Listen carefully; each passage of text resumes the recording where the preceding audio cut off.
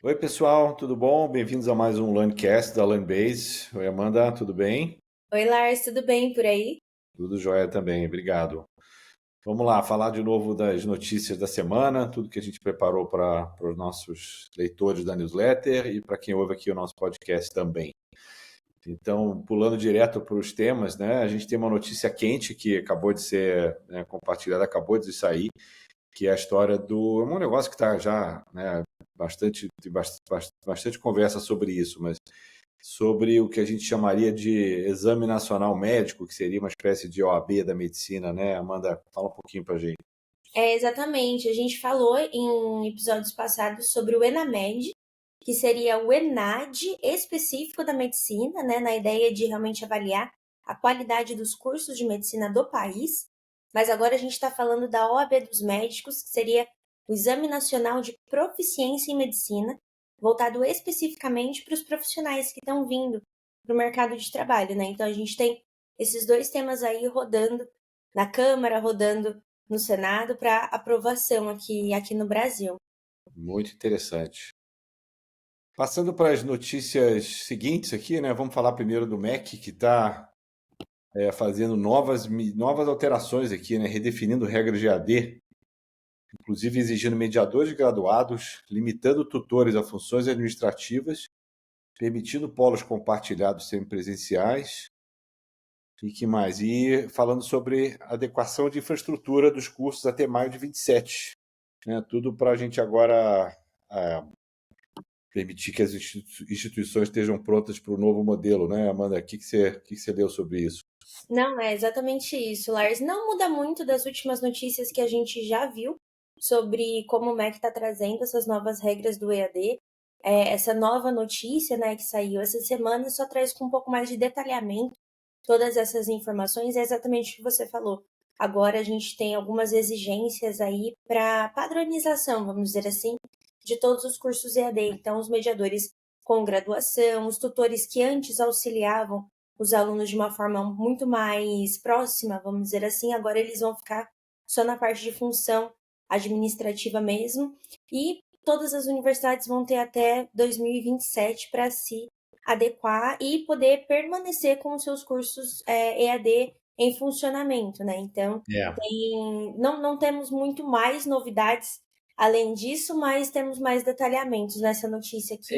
Finalmente as regras vão aparecendo, os detalhes das regras, né? A gente já sabe a direção que está indo, mas o detalhamento é importante realmente. Exato, É. E aí a questão toda é como é que ficam os custos, né, das instituições. Eles exatamente. vão gastar bem mais, então, assim, os valores talvez subam das mensalidades, né? Eu acho que vai ser inevitável. Sim, com No fundo, certeza. talvez a intenção seja até essa, né? Melhorar a qualidade, enfim, que vai aumentar um pouco o custo, mas como é que você fala em democratização se o custo começa a subir? Então, acho que o debate vai continuar quente aí nos próximos 2 anos, né? Possivelmente, muito possivelmente. Em seguida, acho que é algo que também está relacionado a essa modernização, que é o diploma digital. Agora deixa de ser em papel, passa a ser obrigatoriamente um diploma online e que, enfim, eu acho que o principal objetivo, fala em reduzir custo, mas no fundo eu acho que o principal realmente é tentar diminuir fraude, né? Porque eu acho que o diploma impresso fica muito mais vulnerável, né?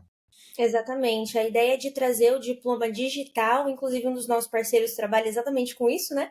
É, Na parte de blockchain, verificação de segurança. A ideia é realmente reduzir as fraudes que já existem nos diplomas universitários. Então, a ideia mesmo central aqui é que o diploma físico, o diploma em papel, ele seja realmente extinguido. O diploma digital seja a única opção, o único formato de diploma aí, segundo eles, a partir de 2026. Então, tá chegando. eu acho que aqui tem uma questão geracional também, porque eu acho que muita gente vai estranhar nunca receber um diploma, sabe? Que é uma coisa física. E que, Exato, eu estranharia. pois é, eu não sei se a nova geração não faz muita questão, ou nem né, como nunca viu, nunca participou, nunca recebeu, não vai sentir falta, mas eu acho que realmente o diploma parece estar associado ainda a uma coisa muito física, então vai ser uma mudança de paradigma importante. Eu sei que muitos países já fazem isso, mas eu acho que vai, enfim, tem questões aí além do simplesmente papel ou não papel, né? Mas veremos. A gente tem aquela cultura de pôr no quadro, pôr na parede, né? A gente É, no consultório médico tem todos os diplomas dos médicos ali, então tem uma parte exatamente. cultural realmente aí que talvez precise se adequar nesse novo, Possivelmente eles vão deixar como opcional, né, você imprimir e por um custo extra. possivelmente. Eu acho que isso faria sentido, né? A seguinte é um projeto goiano que venceu um prêmio na Suíça, de uma estudante chamada Patrícia Norato. Que prêmio foi esse, Amanda? A Patrícia ganhou o Best Poster Award, que seria a melhor apresentação em formato visual. No caso, Olha, que legal. ela faz engenharia da computação e com o auxílio dos estudantes das áreas da saúde, ela conseguiu, com o auxílio da IA também, né, criar uma ferramenta que fizesse o prognóstico e a detecção do câncer de mama de uma forma bem precoce. Então, com isso, ela montou um super banner muito bem autoexplicativo. Quem quiser ver a notícia na íntegra, dá para ver ali muito bem o banner dela explicadinho. E isso rendeu um bom prêmio aí na Suíça, em Zurique. Então, a gente tem mais um projeto ganhando uma premiação a nível global. Aí veio as meninas, né, de São Paulo, ganhando o prêmio em Londres, e agora a Patrícia representando na Suíça. Muito interessante, bem legal. E o seguinte é uma notícia que eu acho que tem muito mais a ver com os Estados Unidos do que com o Brasil, mas que tem um peso, assim, porque fala sobre a questão do chamado tenure nos Estados Unidos, que é a estabilidade que os acadêmicos têm nas instituições de ensino, né? E 11 estados americanos estão aprovando leis ou propostas para tentar facilitar a demissão desses professores, né? Porque eles geralmente têm quase que um emprego vitalício garantido, né? Exatamente. Por mais que seja uma notícia estritamente americana, vai que a moda pega, né? Então, é interessante de acompanhar o que tem acontecido ali nessa questão de estabilidade, porque aqui no Brasil o cenário é extremamente semelhante. E aqui no Brasil já vieram várias discussões sobre a estabilidade dos docentes a nível de universidades, né, públicas principalmente. Então, é muito importante avaliar que eles estão tentando promover uma rotatividade de professores, esse é um dos discursos lá nos Estados Unidos, só que isso também acaba interferindo bastante na estabilidade que o concurso, vamos colocar assim, sempre trouxe para É, esses docentes, né? E considerar que esses professores, eles não estão aposentados no cargo, né? Eles continuam trabalhando, continuam dando aulas, fazendo pesquisas, promovendo o conhecimento, não só nos Estados Unidos, mas também fazendo paralelo com o Brasil aqui. Então, isso é uma coisa a ficar atento de como talvez o Brasil possa ver esse tipo de medida e o que fazer em relação a isso, né? isso vai mais fundo, né? Porque fala um pouco da sua independência quando você vai fazer uma pesquisa, né? Você não está diretamente ameaçado ou diretamente se sentindo que você precisa seguir o viés político ou o viés da tendência né, quem quer que esteja no poder está seguindo, né? Você poderia ter uma liberdade para trazer conhecimento científico independente de quem estiver no poder, mas aqui realmente dá mais poder para que isso seja, né, suprimido de uma maneira ou de outra. Então é um debate interessante, realmente.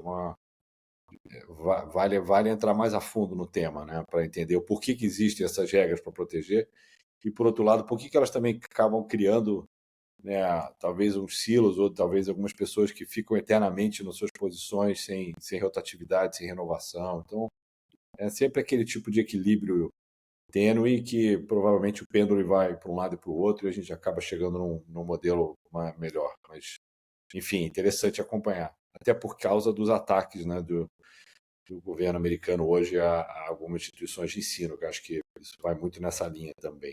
Exato. Curioso para saber o quanto desses são republicanos e quantos são democratas, mas enfim, isso é um tema para outro podcast. Educação sem digital, por vir questiona a lei. Então, um artigo analisa a lei que restringe celulares e outros dispositivos na educação básica e questiona como preparar alunos para o século XXI sem tecnologia. Então, eles estão tentando questionar ou mudar essa lei, Amanda, é isso? Na verdade, o pessoal do site do Porvir simplesmente trouxe alguns questionamentos à tona, questionamentos extremamente válidos e completamente coerentes, de como que a gente proíbe os celulares das crianças, né, nas escolas, e como que a gente consegue promover o ensino do uso da tecnologia, se eles não têm o acesso ao celular. Então a gente Bom ponto. volta de novo naquele comecinho da discussão de o celular é realmente o vilão da história, o celular realmente precisa chegar ao nível de ser proibido, é possível associar o uso do celular, o uso da tecnologia a um conceito pedagógico dentro e fora da sala de aula para as crianças, né? Porque o foco realmente sendo o ensino básico. Então, um ponto muito importante que o pessoal no Porvir trouxe é a questão do letramento digital, que seria a alfabetização digital dentro das escolas. Então, ensinar as crianças a usar corretamente essas tecnologias. Então, esse é um ponto que trouxe bastante destaque no artigo e realmente acaba sendo um questionamento, acho que até sem fim, né? A gente proibindo o celular e tentando promover o ensino digital nas escolas, só que sem a tecnologia, então a gente fica nessa balança aí, pendendo para um lado, pendendo para o outro. Interessante. E agora a gente, enfim, depois das notícias, né? Você trouxe alguns artigos para a gente ler e para se informar. Uma delas que na verdade, duas, né? Tem muito a ver com essa questão da educação continuada de professores, como você faz para continuar capacitando os professores, que é um tema super, super importante, pouco abordado no Brasil, mas como fazer, quais são as principais características da boa formação, né? Esse é um artigo interessante do Bovi também. Exatamente. E o mais bacana é que os 3 artigos dessa newsletter, eles conversam entre si. Eu reparei isso, exatamente, muito bacana. A gente tem a parte da educação continuada para os professores, que isso realmente é um tópico, como você comentou, que no Brasil acaba sendo mais defasado, né? Não é dado tanto enfoque nessa questão da formação contínua dos docentes, não só a nível de universidades, mas a nível de escolas também, né? A necessidade de resultados de ensino-aprendizagem mais eficazes na educação brasileira. Isso tem por base a formação dos docentes. O segundo artigo que a gente trouxe são 3 cursos de capacitação dos professores que podem ser aplicados em sala de aula voltados para a inteligência artificial. Uhum. Então, a gente tem aqui 3 opções de curso gratuitos, online, que os professores podem aproveitar as férias para fazer, que falam exatamente sobre essa capacitação em IA. Voltamos naquela questão de o professor precisa aprender para saber ensinar. Então, não tem como cobrar dos alunos, né, a proficiência, a facilidade, a fluência, o letramento digital, sem que o professor também tenha essa capacitação, essa formação. Então, isso daqui também é bem bacana. E o Muito terceiro bom. artigo, falando da IA como marco de empregabilidade nos ensinos, nas instituições de ensino superior, pensando que não só o professor tendo o conhecimento sobre inteligência artificial e tecnologia no contexto geral, é necessário que os alunos das universidades, no Brasil e no mundo todo, sejam ensinados a também lidar com todas essas novas tecnologias, lidar com a inteligência artificial, e isso já está sendo o ponto-chave de altos índices de empregabilidade, né? Quanto mais influente em A, quanto melhor prompts você gerar, você consegue um bom espaço aí no mercado de trabalho. Então, esses 3 artigos se conectam, é muito bacana vocês reservarem um tempinho para dar uma lida, sendo do interesse. Vocês podem ler tanto no artigo original, o terceiro é da Revista do Ensino Superior e os outros 2 são do Porvir, quanto no nosso blog.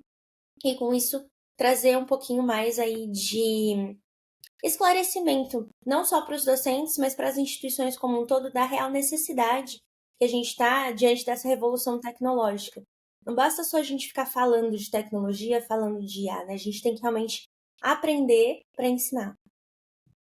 Muito bom, perfeito. E por último, um sobre engenharia social e o risco para, né, cibersegurança, que realmente é uma questão, que é o fato de que hoje em dia uma boa parte das fraudes são tentando convencer pessoas, né, de que, né, um determinado, por exemplo, ligando para a helpdesk, fingindo ser uma pessoa, conseguindo simular, conseguindo resetar a senha de alguém. Então não são ataques técnicos, são ataques que usam engenharia social, que a gente chama, para tentar acessar a senha de uma pessoa e dali começar a fazer o estrago, vamos dizer assim. Então, bem, bem bacana também, interessante e importantíssimo.